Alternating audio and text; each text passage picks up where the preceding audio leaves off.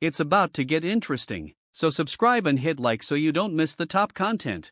I never thought I'd be in this situation. Never. She and I had been together for 10 years, and I believed that our love was something unbreakable, something that could withstand any challenge. But that day, I realized how wrong I was. It started with a small thing. The fact that she was staying late at work more often. Her strange phone calls that she took in the other room. The way she looked at me and became distant. I tried to convince myself that it was just my paranoia, that everything was fine. But deep down, I knew something was wrong. That day started as usual.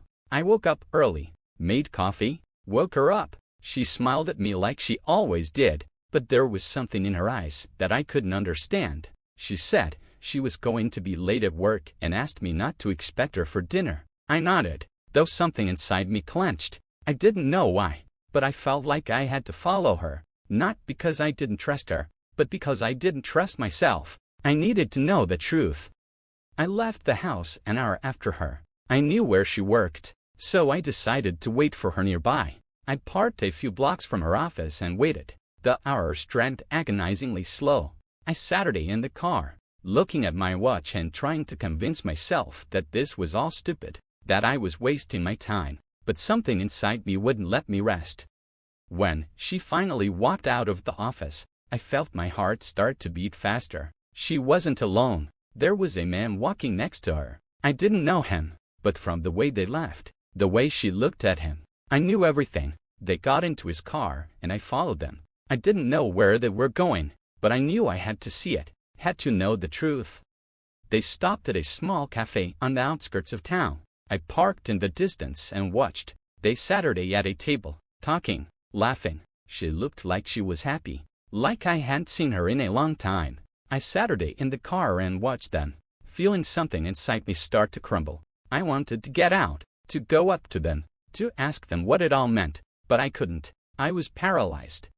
They spent about an hour in the cafe. Then they came out and got into his car. I followed them again. This time they drove toward a residential neighborhood. I felt my heart start to beat faster and faster. I knew where they were going, and I was right. They stopped in front of a small house, got out of the car, and went inside. I sat in my car and stared at the house, feeling my life fall apart before my eyes. I don't know how long it was until I could finally bring myself to get out of the car. I walked up to the house and looked out the window. They were there, together. I saw her hugging him, the way they kissed. I saw her looking at him with the look that was once only meant for me. I stood there looking at them and felt something inside of me die. I walked back to the car and got behind the wheel. My hands were shaking and tears were in my eyes. I didn't know what to do. I didn't know where to go. I just sat there staring into the void. Then I took off my wedding ring and put it on the dashboard. It no longer had any meaning to me. It was just a piece of metal that didn't mean anything anymore.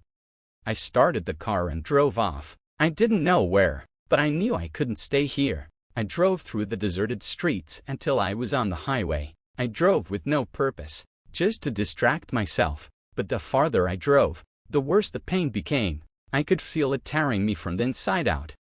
At one point, I pulled over to the side of the road. I got out of the car and looked up at the sky. It was as vast as my pain. I stood there, feeling tears streaming down my face. I didn't know what to do. I didn't know how to move on. But I knew one thing. I could no longer be the person I used to be. I could no longer be with her. I got back in the car and drove home. But it wasn't my home anymore. It was just a place where I lived. A place where there had once been love. But now all that was left was emptiness. I went inside, sat on the couch and closed my eyes. I knew that tomorrow everything would change. I knew that I could no longer live my life the way I used to. But I didn't know exactly what I would do. I only knew it would be something no one expected me to do. The next morning, I woke up feeling like everything that happened yesterday was a dream. But it wasn't a dream. It was a reality that pressed down on me like a heavy stone. I lay in bed, staring at the ceiling and trying to piece my thoughts together. She was still sleeping next to me, her breathing even and calm. I looked at her and felt something inside me clench, like I was looking at a stranger, someone I never knew. I got up and went into the kitchen, made some coffee, but didn't even touch it. My hands were shaking. My thoughts were confused. I didn't know what to do. I didn't know how to start the day. But I knew I couldn't just sit around and wait. I had to do something. Something that would change everything. She woke up an hour later. I could hear her walking down the hall, stopping at the kitchen door. She looked up at me, and I saw something in her eyes that I hadn't noticed before. A kind of detachment, like she was already somewhere far away, without even realizing it. "Are you okay?" she asked, but her voice sounded like she didn't care. I nodded, though it was far from the truth. I couldn't speak. I was afraid that if I opened my mouth, everything that had built up inside would come out. She poured herself a cup of coffee and sat it down across from me. We sat in silence, and that silence was louder than any words. She said she was leaving for work. I nodded again, unable to utter a word. She picked up her bag, kissed me on the cheek, and walked out. I sat at my desk, staring at the door she had just closed behind her. And in that moment, I realized I couldn't live like this anymore. I got up and went into the bedroom. I opened the closet and started to gather my things. I didn't know where I was going, but I knew I couldn't stay here. Every single thing I picked up reminded me of what we had lost, of the days when we were happy. But now it was just a memory that no longer mattered. When I was done, I looked around the room. This was our place, our sanctuary, but now it was just an empty shell. I grabbed my bag and walked out of the house, without looking back. I got in my car and drove. I didn't know where I was going, but it didn't matter. I just drove, trying to distract myself from the thoughts that were swirling around in my head. I drove down the highway, past fields and forests, past small towns that seemed so far away from my reality. After a few hours, I stopped at a small motel on the outskirts of some town. I rented a room for a couple days, though I wasn't sure I'd stay that long. The room was simple, even dull, but it was exactly what I needed. A place where I could be alone, where I could think. I sat down on the bed and closed my eyes. Those images came back into my mind, her with him, their laughter, their kiss. I felt the pain come over me again, but this time I didn't suppress it. I let myself feel it, all of it, every drop of it. I didn't know what would happen next. I didn't know how to live with it, but I knew one thing. I could no longer be the man I was before. I could no longer be with her, and I had to find a way to move on, even if it hurt, even if it meant losing everything I had. I spent 3 days in that motel, 3 days that seemed like an eternity. I hardly ever left my room, only occasionally going down to the roadside cafe for a coffee to take my mind off things. But the thoughts wouldn't let go. They looped in my head like an endless cycle. Her face, her laughter, her betrayal. I tried to figure out how it had come to this. Where had I gone wrong? What could I have done differently? But there were no answers, just emptiness. On the 4th day, I realized I couldn't sit in this room anymore. I had to move. I had to do something. I packed my things, drove out of the motel, and found myself back on the highway. I drove with no purpose, just to feel like I had some control over my life. But the farther I drove, the stronger the feeling became that I was just running away from myself. By late afternoon, I found myself in a small town that wasn't even marked on the map. It was quiet, almost abandoned, with deserted streets and old houses. I stopped at a gas station to fill up with gas and noticed an ad on the board. Workshop assistant wanted. Housing provided. I didn't know what pushed me, but I decided to go in. The workshop was in an old garage on the edge of town. Inside it smelled of oil and metal. Behind the workbench stood a man in his 60s, with gray hair and oil-stained hands. He looked at me as I walked in and asked how he could help. I said I had seen the ad and wanted to know the details. He introduced himself as Jack and said he was looking for someone to help him with car repairs. Experience was not required. The main thing was a willingness to work. I nodded, even though I had never done anything like that before. But I needed something to keep me busy, something to take my mind off her. Jack showed me a room above the workshop where I could live. It was small but cozy, with a bed, a desk, and a view of the vacant lot behind the house. I agreed right away, without even asking about the pay. I didn't care. I just needed a place where I could start over. The next day, I started work. Jack proved to be a patient teacher. He showed me how to change oil, how to fix engines, how to work with tools. I didn't succeed at first, but gradually I began to get the hang of it. Working with my hands, the smell of metal, the noise of tools, all this helped me not to think about the past, at least for a while. But at night, when I was alone in my room, the thoughts came back. I lay in the dark and stared at the ceiling, remembering her, remembering how she smiled, how she laughed, how she looked at me, and how it all disappeared. I could feel the pain coming over me again, but now I knew I couldn't just lie there and suffer. I had to move forward, even if it hurt. A week later, a woman walked into the workshop. She was about my age, with brown hair and green eyes. She brought in an old pickup truck that she said was barely keeping up. Jack put me in charge of inspecting the car, and I spent a few hours doing just that. We got to talking. Her name was Emily. She lived in a neighboring town and worked as a teacher at the local school. She was funny and open, and her laughter reminded me of something long forgotten. We began to see each other more often. She'd come to the shop to check on the repair store pickup truck, and then she'd just stop by for a chat. She would talk about her life, about school, about her dreams. I listened to her and felt something inside me start to come alive, like her words were warming a part of me that had long been frowning.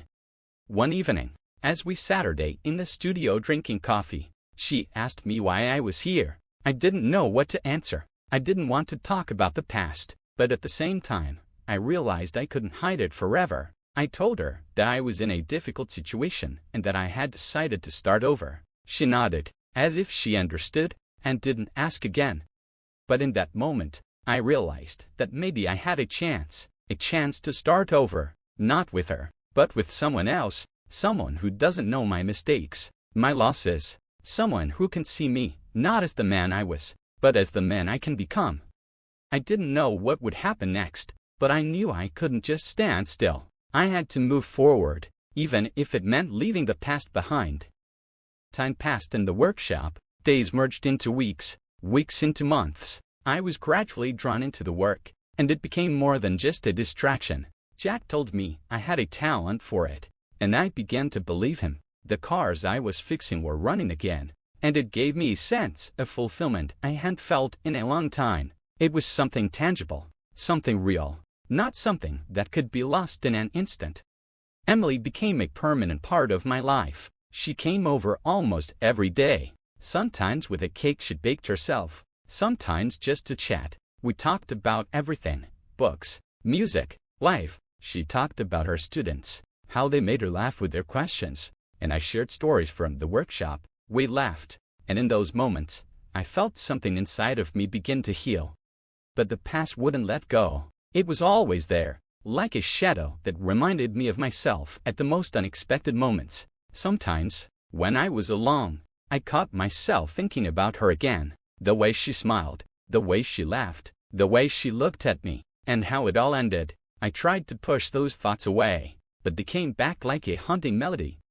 One evening, as Emily and I sat on the porch of the workshop watching the sunset, she asked me why I never talked about my past life. I fell silent, not knowing what to answer. I didn't want to lie to her, but I wasn't ready to tell her the whole truth either. I said that I had a rough situation and I decided to put it behind me. She looked at me with her green eyes, and in them I saw understanding. She didn't push. She just took my hand and told me that I could tell her when I was ready. At that moment, I felt something inside me begin to change. I realized that maybe I shouldn't run from the past. Maybe I should accept it as a part of me. But I didn't know how to do that. How to tell her about what I'd seen.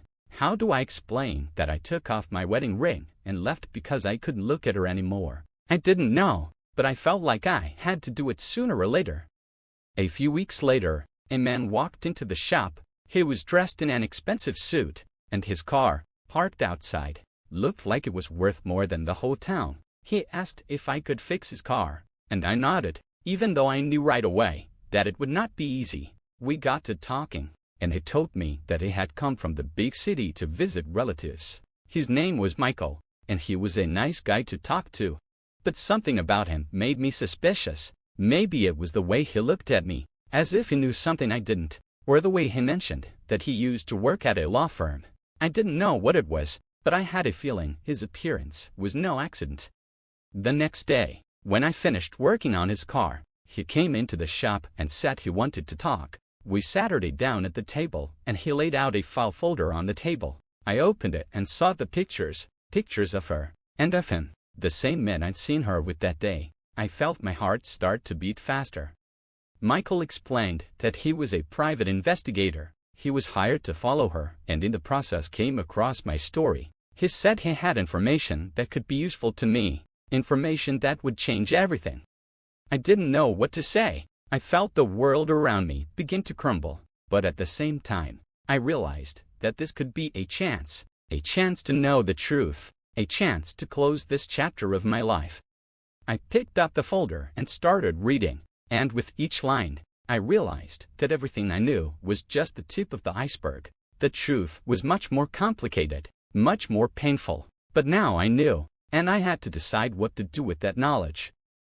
I was sitting at my desk in the workshop, holding a folder of documents that had just turned my life upside down. Michael, the private investigator, had already left, leaving me alone with this information. I could feel my hands shaking and my mind was spinning a carousel of thoughts, each one more painful than the last. I didn't know how to react. I didn't know what to do, but I did know one thing. Everything made sense now. It turned out that she hadn't just cheated on me. She was part of something bigger. Her relationship with the man I'd seen was only a small part of a complex web of deception. He wasn't just a lover, he was her accomplice. Together they were involved in a fraudulent scheme that involved document fraud, money laundering, and more that I didn't even realize. She was using our life together as a cover, and I was just a pawn in her game. I read the documents over and over again, trying to make sense of everything I'd learned. She hadn't just betrayed me as a man, she betrayed everything we had. Our home, our dreams, our life. It was all built on a lie. And I, blind and trusting, didn't even realize what was going on behind my back. I felt anger come over me, but with it came a strange relief. I knew the truth now, and that truth, as painful as it was freeing me. I was no longer a victim. I was no longer someone to be tricked and used. I now knew who she really was. I picked up my phone and dialed her number. She answered almost immediately, as if she'd been waiting for my call. Her voice sounded calm, even warm, as if nothing had happened. I told her I knew everything, that I knew about her affairs, about her deception, about her betrayal. She was silent, and in that silence, I heard everything she didn't say. Then she started making excuses, saying that it wasn't like that she had no choice, that she wanted to protect us. But her words didn't matter to me anymore. I listened to her, but I didn't hear her. I had already made my decision. I told her we were done, that I no longer wanted to see her, hear her, know her, that I wouldn't participate in her games. She tried to say something, but I hung up. It was all I could do. I sat in the workshop, looking at the file folder, and I could feel something inside of me start to change. I was no longer the person I used to be. I was no longer naive, gullible, blind. I now knew the truth, and that truth made me stronger. A few days later, I met with Emily. I told her everything, about my past life, about the betrayal, about what I'd learned. She listened silently, without interrupting. When I finished, she took my hand and told me she was proud of me, that I had done the right thing, and in her eyes, I saw something I hadn't seen in a long time: hope. I knew now that the past was behind me. It no longer had power over me. I could move forward, with Emily, with the workshop, with a new life, and even though I knew it wouldn't be an easy road, I was ready for it, because now I knew the truth, and that truth made me free.